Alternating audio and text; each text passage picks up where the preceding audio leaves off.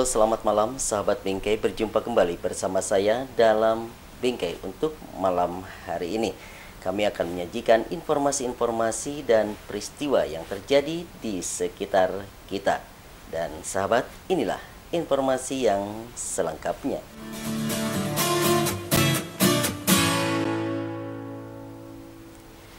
Program pendampingan bagi para ketua RT penerima dana hibah 10 juta dari pemerintah Kabupaten Cianjur menjadi sebuah keharusan karena terkait dengan proses pengadministrasian sebagai konsekuensi transparansi dan profesionalitas para ketua RT dalam penggunaan dana hibah tersebut. Berikut liputannya.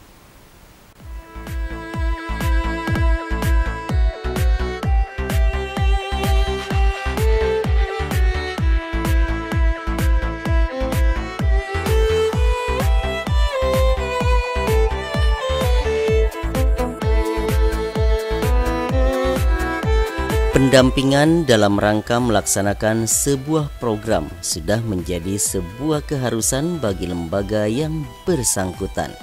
Dan program pendampingan ini biasanya melibatkan warga masyarakat yang mengabdikan diri dan atau bekerja di bidang kesejahteraan sosial, baik yang berlatar belakang maupun yang bukan berlatar belakang pekerjaan sosial. Pada dasarnya yang menjadi subjek program pendampingan ini tumbuh atas kemauan dan inisiasi sendiri serta sukarelawan untuk mengabdi tanpa paksaan dari pihak manapun. Tugas pokok para pendamping biasanya melaksanakan penyelenggaraan kesejahteraan sosial di tingkat desa, kelurahan hingga ke tingkat ke-RT-an, baik yang bersifat pembinaan dan pengembangan kesejahteraan sosial maupun pelayanan serta membantu dalam penyelenggaraan administrasi yang benar. Ya, seperti halnya untuk menyukseskan program dana hibah per RT yang besarannya 10 juta ini, pemerintah dalam hal ini Bupati Cianjur dan pengurus DPC ARWT Kabupaten Cianjur secara berkesinambungan terus memberikan pencerahan tentang bagaimana tata kelola administrasi yang sesuai dengan peraturan yang telah ditetapkan melalui kegiatan bimbingan teknis bagi 399 peserta se-Kabupaten Cianjur. Adanya para pendamping ini hadir dari 360 desa dan kelurahan. Jadi ada 360 pendamping tingkat desa dan kelurahan. Lalu juga dihadirkan 32 orang pendamping tingkat kecamatan serta 7 orang dari tingkat kabupaten. Sebagaimana tadi dimaklumi bahwa latar belakang pendidikan dan kemampuan dan lain sebagainya, sehingga para RT keteter dalam rangka penyusunan burak atau pelaporan. Nah dari kejadian ini kita berpikir perlu adanya pendamping. Nah pendamping ini adalah orang setempat dari desa atau kelurahan setempat dari kecamatan setempat, sehingga mereka minimal mampu mengetahui mengetahui tentang profil desa atau kecamatan masing-masing, kan? Sehingga masalah dan kebutuhan yang ada di tingkat desa di RT masing-masing itu para pendamping itu minimal mampu bisa memetakan, ya, bisa memetakan lalu mencari solusinya dari itu, dan mereka juga mampu memfasilitasi RT menyelenggarakan musyawarah di tingkat ke-RT-an itu. Ketua RT 01 RW 03 Desa Pananggapan Kecamatan Cibinong ini kebetulan saya terjun langsung ke lapangan dengan konsultan. Di situ ada temuan bahwa ini luar biasa, Pak Sadin namanya, ini mampu memanfaatkan uang yang 15 juta dari 3 tahun anggaran, ya, 6 juta lalu 3 juta, dan mereka mampu meningkatkan swadaya masyarakat, meningkatkan swadaya gotong royong masyarakat, sehingga mereka bisa membuat suatu jalan desa dengan panjang 1.200 meter dan lebar 3 meter. Total dana itu yang diserap itu lebih dari 150 juta rupiah. Kalau dikalkulasikan hampir 1000% lebih itu hal lain yang kita temukan dan saya katakan bukan cuma Sadin. Sementara itu, pada kesempatan yang sama, Bupati Cianjur memberikan penghargaan kepada Ketua RT 01 RW 3 Desa Pananggapan Kecamatan Cibinong, Cianjur Selatan. Ketua RT ini mampu menyerap swadaya masyarakat kurang lebih 200 juta rupiah dengan jenis kegiatan pembuatan jalan desa sepanjang 1.200 meter kali 3 meter. Dan dalam pengerjaannya dilaksanakan berbulan-bulan dengan tenaga warga siang dan malam. Cianjur itu kan punya program bantuan untuk 10 juta per RT. Nah, itu sudah berjalan hampir 4 tahun. Setelah dievaluasi ternyata memang ada yang bagus sekali, ada yang sedang, ada juga yang perlu dibina. Nah, mengantisipasi perkembangan ke depan, ini karena ketua RT itu kan ada yang pendidikannya sangat rendah, ada yang sama sekali tidak berpendidikan. Ini perlu pendamping. Makanya sekarang Kabupaten Cianjur merekrut tenaga-tenaga pendamping untuk anggaran 10 juta per RT, satu desa satu. Sekarang dibina bintek ya, bimbingan teknis supaya mereka bisa mendampingi secara administrasi di KRT. Setelah mengikuti bimbingan teknis ini, nantinya para pendamping program bantuan 10 juta per RT bisa lebih meningkat kualitasnya untuk membantu para ketua RT dalam hal merealisasikan program dan laporan pertanggungjawaban.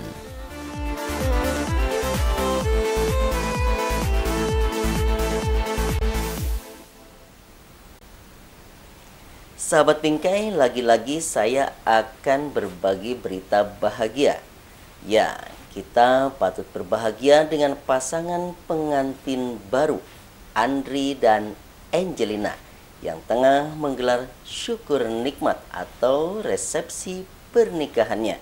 Bagaimana kemeriahan acara ini? Yuk, kita ikuti liputannya berikut ini.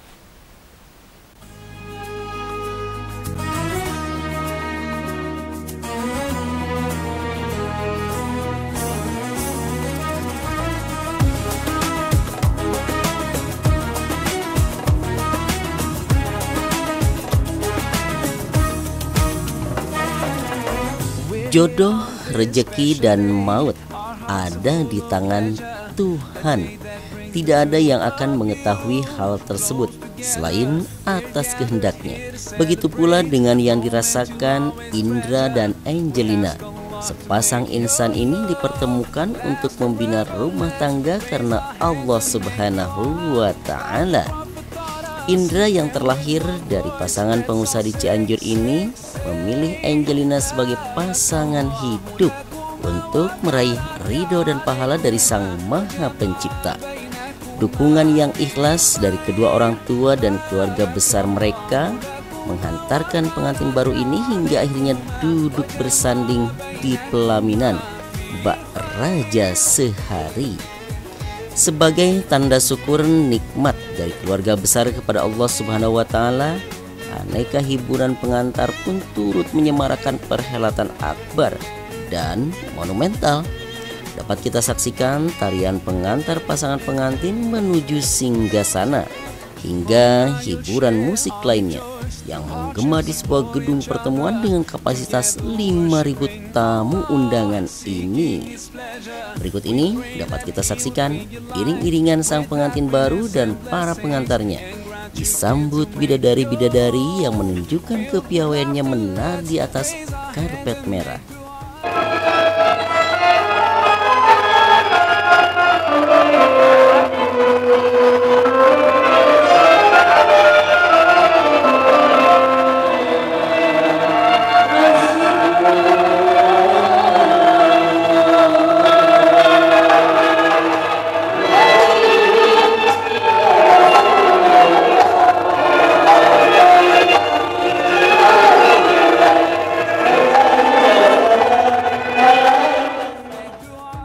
Ribuan tamu yang menyertakan untayan doa serta harapan yang terbaik pun pada acara ramah tamah ini menjadi permintaan utama dari pasangan pengantin dan keluarga besar. Pertemanan, kolega dan semangat silaturahmi serta kebaikan yang ditanam sang empunya hajat seakan tidak akan mampu menahan derasnya ribuan tamu yang ingin menyampaikan apresiasi kepada rekan ataupun kolega di organisasi di mana sang empunya hajat alias ibu dari pengantin pria tercatat sebagai Ketua Umum Ikatan Wanita Pengusaha Indonesia atau IWAPI Kabupaten Cianjur.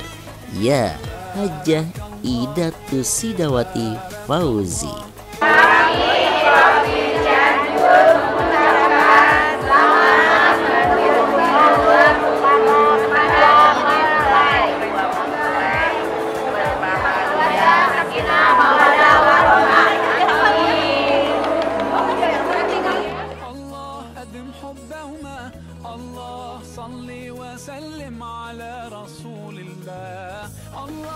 Sambil menikmati panganan dan makan siang di arena pesta.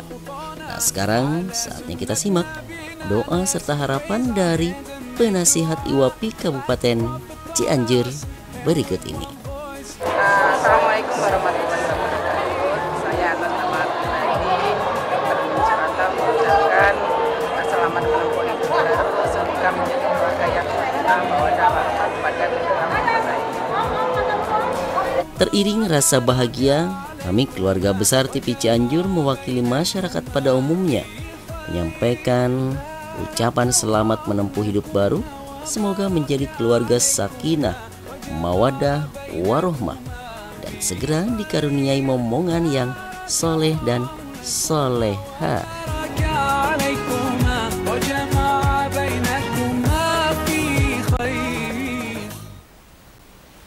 Ya sahabat bengkai, kita rehat sejenak untuk menyimak bagaimana kemeriahan dan suasana reuni alumni Angkatan 1995 MAN Pacet Cianjur. Berikut liputannya.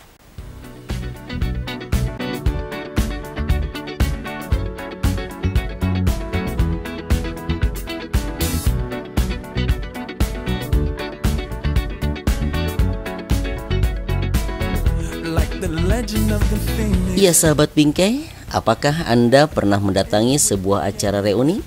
Tentunya ada banyak manfaat dari kegiatan reuni, sehingga kita mau mengadakan dan mendatangi acara tersebut. Iya kan? Paling tidak ada 3 manfaat reuni sebuah sekolah ini, misalnya Angkatan 95 Madrasah Aliyah Negeri Pacet Cianjur. Pertama, dari kegiatan reuni kita dapat menjalin tali silaturahmi kepada teman lama setelah lulus dari alma maternya 19 tahun silam. Masing-masing kita menempuh jalan yang berbeda-beda. Ada yang melanjutkan ke sekolah A, sekolah B, bekerja, kuliah, atau melanjutkan pendidikan di pondok pesantren. Seiring waktu yang terus berlalu, masing-masing kita berpencar dan sibuk dengan kegiatan dan lingkungan pendidikan, kerja, atau tempat tinggal yang baru. Dengan adanya acara reuni, memungkinkan kita merajut kembali hubungan yang sempat hilang atau bersilaturahmi. Dan dengan menjalin kembali silaturahmi, kita dapat berdiskusi, mendapatkan informasi baru dan bermanfaat, bahkan untuk membuka peluang usaha. Dan pada akhirnya dari kegiatan silaturahmi ini, Allah berjanji akan melapangkan rezeki dan memanjangkan umurnya hingga bisa dijadikan ajang mencari jodoh juga loh. Nah, seperti sahabat kita ini yang tengah melaksanakan reunian yang dipusatkan di Komplek Pondok Pesantren Yaspida Kadu Dampit, Sukabumi. Luar biasa begitu kita mengadakan acara di perguruan Yaspida, khususnya di Pondok Pesantren Terpadu Darussufa Alfitrah. Saya secara pribadi yang mungkin tahun ini ditunjuk sebagai tuan rumah, merasa bangga, merasa bahagia. ternyata begitu ada yang 20 tahun tidak ketemu, ada yang 15 tahun tidak ketemu, begitu ketemu dalam satu forum silaturahim seperti ini luar biasa. Begitu berkesan sekali, dan mungkin insya Allah kedepannya kita akan semakin lebih meningkatkan silaturahim ini dengan lebih baik.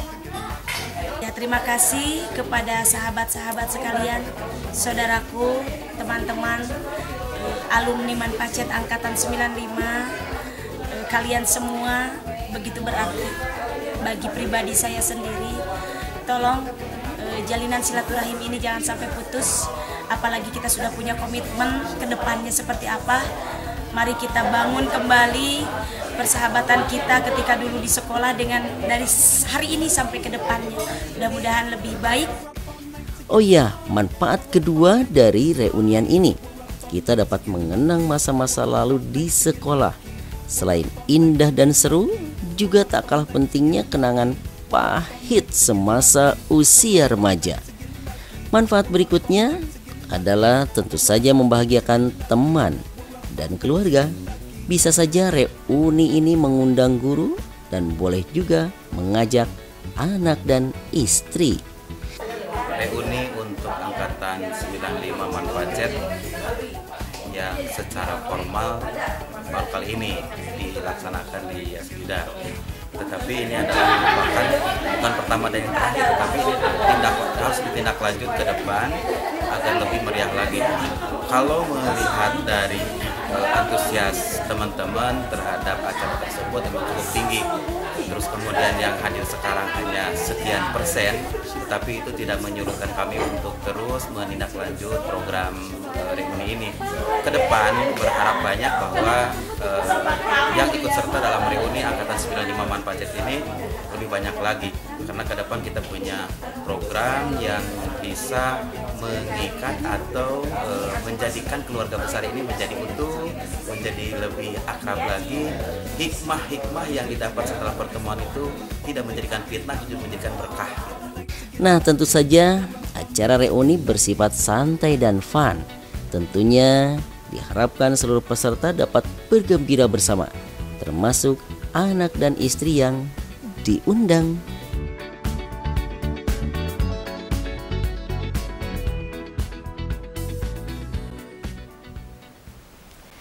Ya, sahabat Bingkai, dalam rangka meningkatkan pelayanan yang prima, sebuah perusahaan tentu akan melakukan berbagai upaya untuk semakin mendekatkan diri kepada para pelanggannya. Demikian halnya perusahaan arisan barang yang satu ini, yang tengah gencar membuka kantor cabang baru. Berikut liputannya. I've never seen a diamond in the flesh. I cut my teeth on wedding rings in the movies, and I'm not proud of my address. In a torn up town, no postcode envy. Nah, sahabat Bingkai, kali ini kita akan mengenal lebih dekat dengan perusahaan berlabel arisan barang di Cianjur. Kedengarannya unik memang. Jika kita biasa mendengar arisan konvensional melalui kumpul-kumpul keluarga atau komunitas, yang satu ini objek arisannya adalah berupa barang. Namun meski ada sedikit berbeda, tapi pada prinsipnya sama saja. Artinya nggak jauh beda dengan arisan yang biasa ibu-ibu lakukan di rumah. Sistemnya dikocok menurut nomor atau nama yang keluar. Yang keluar duluan, itulah dia pemenang pertamanya. Nah, di Cianjur, arisan model ini mungkin yang pertama, berdiri sejak 14 tahun lalu. Perkembangannya kini semakin dikenal dan banyak diminati masyarakat luas. Tak hanya di Cianjur, namun hingga luar kota di Jawa Barat. Peningkatan pelayanan menjadi skala prioritas bagi perusahaan yang berkantor pusat di Rancagong Cilako ini. Kantor perwakilan pun dibuka. Belum lama ini, PD Fahri menggelar acara syukuran sebagai investasi masa depan, menandai bakti sang makhluk kepada Khaliknya, sekaligus memperingati Maulid Nabi Muhammad SAW yang turut diikuti para koordinator wilayah Ciranjang dan sekitarnya. Wilayah Ciranjang telah hadir dan saya mengucapkan terima kasih pada mereka semua yang hadir pada acara ini.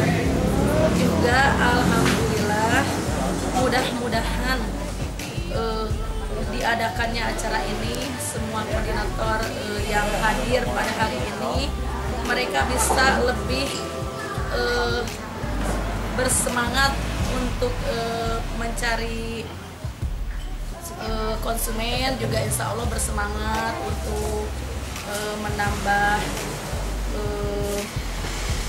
fasilitas, juga untuk bisa mereka menginovasikan terhadap konsumennya masing-masing.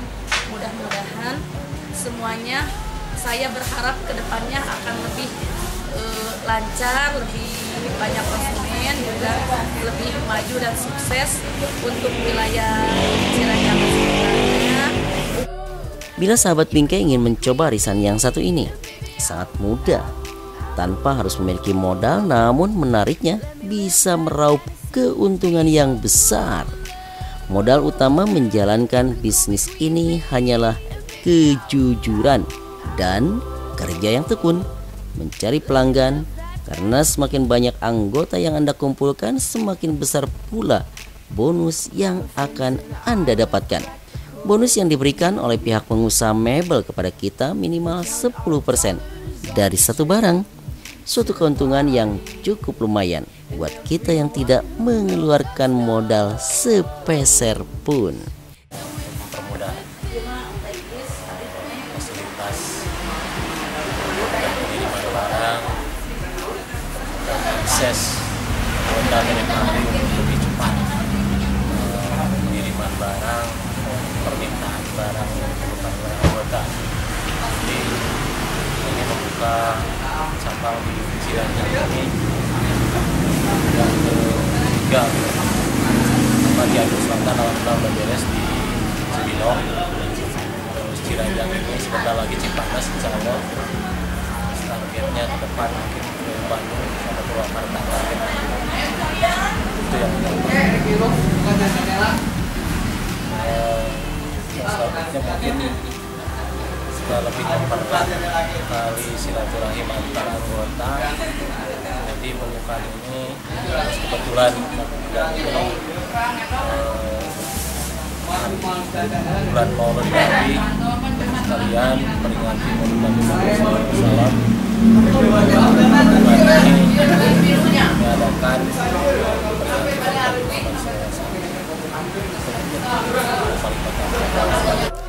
Dengan terpenuhinya fasilitas gedung perwakilan di Ciranjang ini, diharapkan anggota yang berada di Ciranjang dan sekitarnya akan semakin meningkatkan produktivitas kerja dan tetap semangat.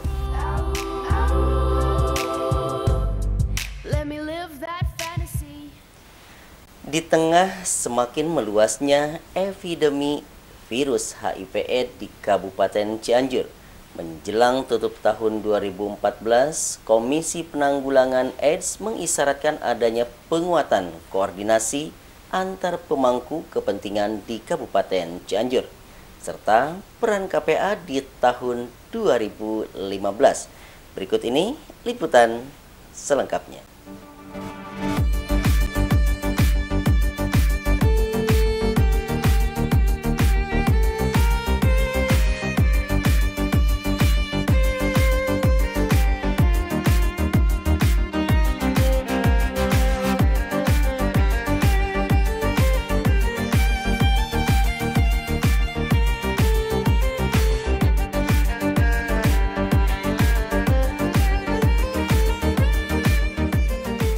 Semakin meluasnya epidemi HIV dan AIDS di Indonesia, maka Komisi Penanggulangan AIDS Nasional pertama kali dibentuk berdasarkan keputusan Presiden nomor 36 tahun 1994. Baru di tahun 2006 muncul peraturan Presiden nomor 75 tentang KPAN. Salah satu latar belakang munculnya peraturan Presiden ini adalah untuk meningkatkan upaya penanggulangan HIV/AIDS serta menyempurnakan tugas, fungsi, dan keanggotaan KPAN. Komisi Penanggulangan AIDS atau KPA adalah lembaga yang bertanggung jawab dalam menetapkan rencana strategis nasional dalam penanggulangan HIV/AIDS. Salah satu tugas utama KPA yang juga telah tercantum dalam Perpres adalah mengkoordinasikan pelaksanaan kegiatan penyuluhan, pencegahan, pelayanan, pemantauan, pengendalian, dan penanggulangan HIV/AIDS. Kata kunci yang perlu ditekankan adalah mengkoordinasikan antar para pemangku kepentingan. Selain mengkoordinasikan program, KPA juga diharapkan berperan sebagai jembatan antara komunitas dengan para pemangku kepentingan agar masing-masing pihak jelas tanggung jawabnya dalam pelaksanaan program. Untuk itulah rapat evaluasi tahun 2014 yang dihadiri seluruh pemangku kepentingan dan merencanakan kinerja tahun 2015 menjadi kata kunci dalam penyelenggaraan serta peningkatan peran KPA di tahun 2015.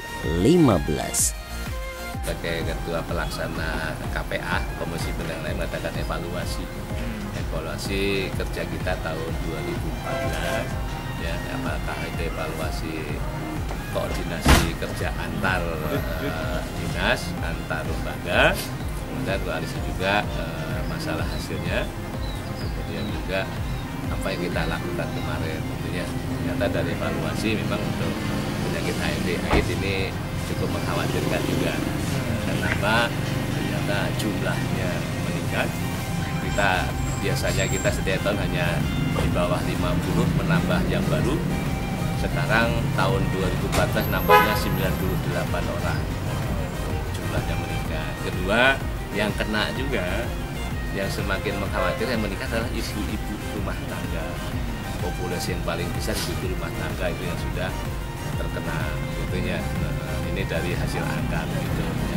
Sehingga kita dengan ini ke depan 2015 ya, kita kepada masing-masing dinas, masing-masing instansi untuk lebih meningkatkan lagi. Ya. Yang paling penting sebetulnya upaya sosialisasi.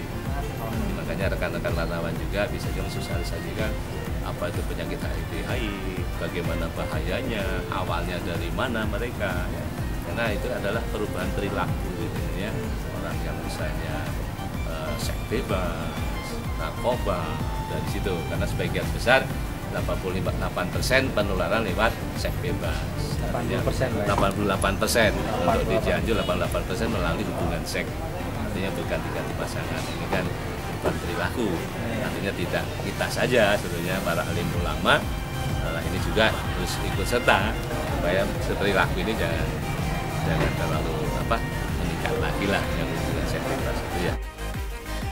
Dari hasil evaluasi kinerja KPA tahun 2014 menunjukkan adanya peningkatan penderita HIV/AIDS di Kabupaten Cianjur. Hingga akhir tahun 2014, penderita AIDS sejumlah 479 orang dengan wilayah penyebaran meliputi Kecamatan Cianjur, Cipanas, Pacet, Karangtengah, Mande, Cibeber, Warung Kondang, Sukaluyu, Cilaku, dan Cikalongkulon. Sementara itu, target kinerja Komisi Penanggulangan AIDS sesuai target MDGs tahun 2015, yaitu memerangi HIV/AIDS, malaria, dan penyakit lainnya. Di antaranya, tidak ditemukan lagi kasus baru, tidak ada kematian ODA, tidak ada diskriminasi dan stigma kepada ODA, meningkatnya pengetahuan masyarakat terhadap bahaya HIV/AIDS, terutama usia 15 sampai 24 tahun harus mencapai 95%.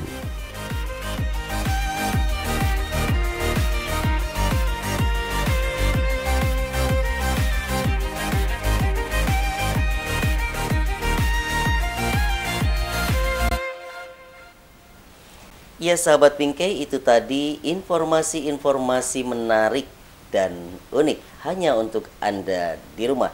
Saksikan terus program Bingkai setiap harinya pada pukul 20.00. Dan Anda juga dapat menyimak siaran ini di www.kabarcianjur.com. Sampai jumpa.